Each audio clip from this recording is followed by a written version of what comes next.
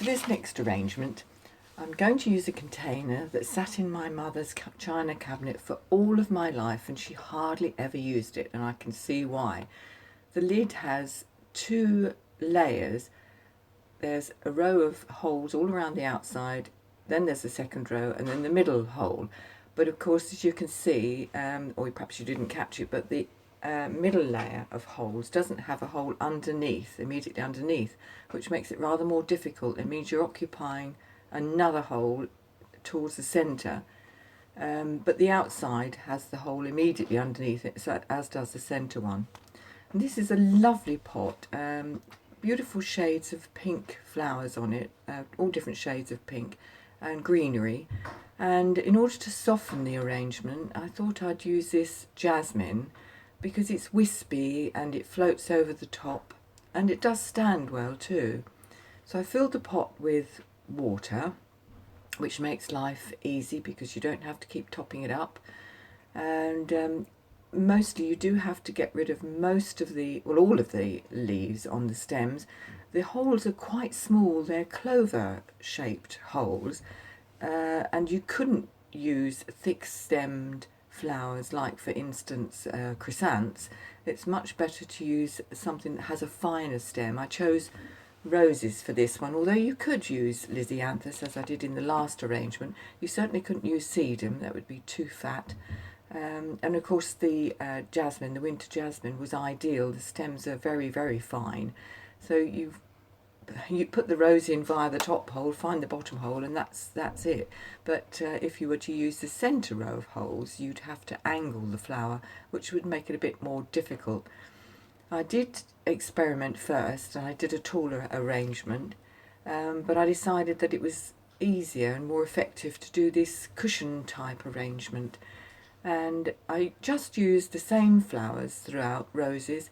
You could use garden flowers as long as they had a small stem, but the roses will last quite a while. The ones, as I said before, that you buy locally in a supermarket, they're really quite good quality.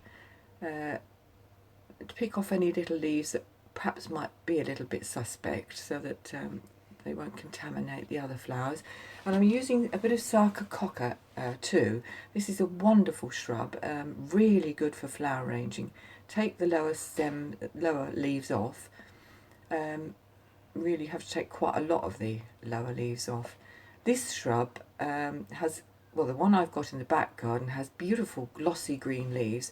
It has very heavily scented flowers, white flowers, very, very small, usually in the spring, January or February time, when everything else is still dormant. It's really a beautiful shrub to have. The one I have in the front garden isn't quite so good. It's got more of a yellowy tinge, but it's still growing well, which is remarkable. It looks a bit sickly, but it's growing well. But this little shrub is so good in flower arranging, and you can cut it about and just to get the density you want. If it's too heavy a sprig, cut some of the leaves out or pieces out, and it makes it lighter and more feathery. But very, very good bush to have in the garden for flower arrangers.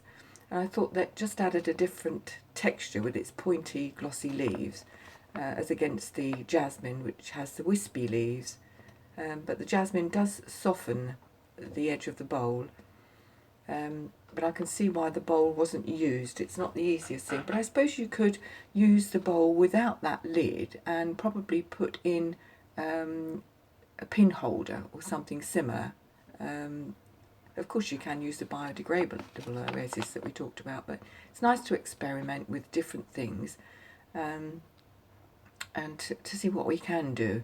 And there again, this arrangement is so easy and quick to do.